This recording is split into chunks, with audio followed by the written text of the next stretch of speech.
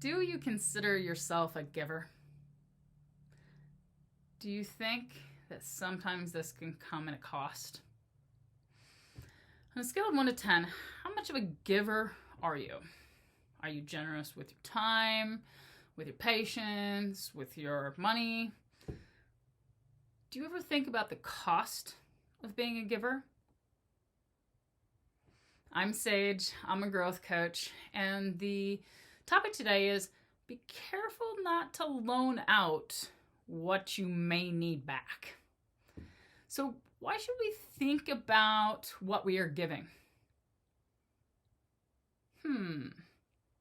Well, because our health, wellness, and quality of life depend on it.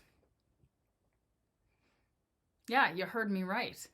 Sometimes we can give and it can actually deplete our health.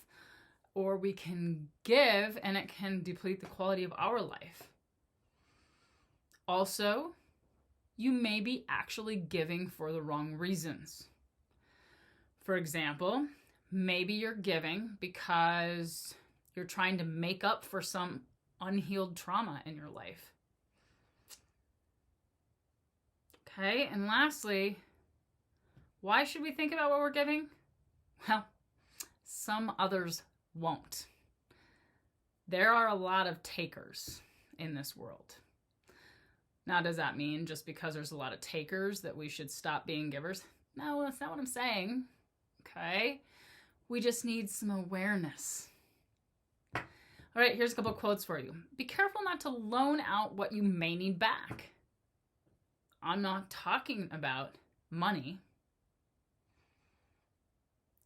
Your time, your energy, and your vibes. Unknown.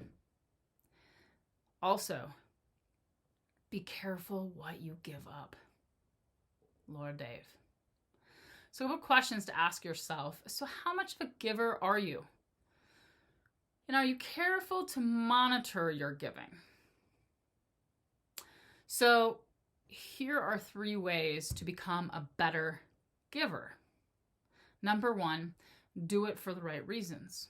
Don't do it out of obligation or out of guilt or out of some unhealed trauma from your life, or because you've got some low self-esteem or you need attention.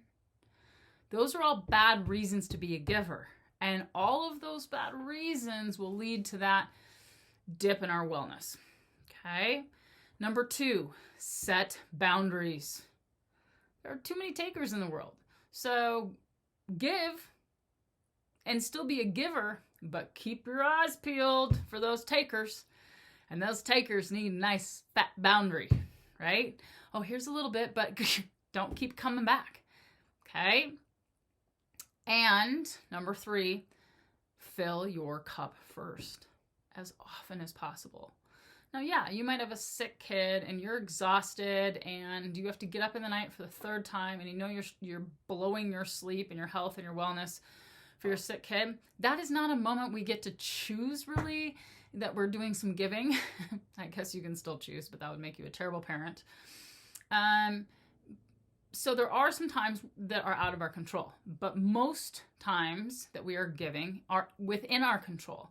And you can still choose to give when you've already given to yourself.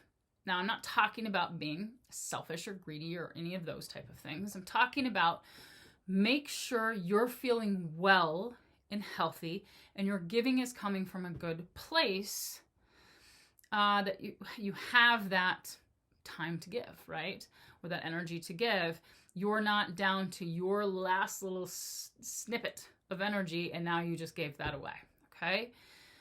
Because if you tap yourself out, you're no good to anyone, right? So circling around, be careful not to loan out what you may need back. And how can you use these 3 tips to become a better giver? Here's my intention for today. I choose to give from a place of wellness and compassion. I'm Sage, I'm a growth coach, and I just hope you know a lot of these videos I write because I need the topics for myself in that given moment, and this is one of them. So I'm working on growing in this area, and I hope you can join me. So join me at Sage Robinson Miller on YouTube, or Growing Sage on Facebook, or book a session and grow with me. Love ya.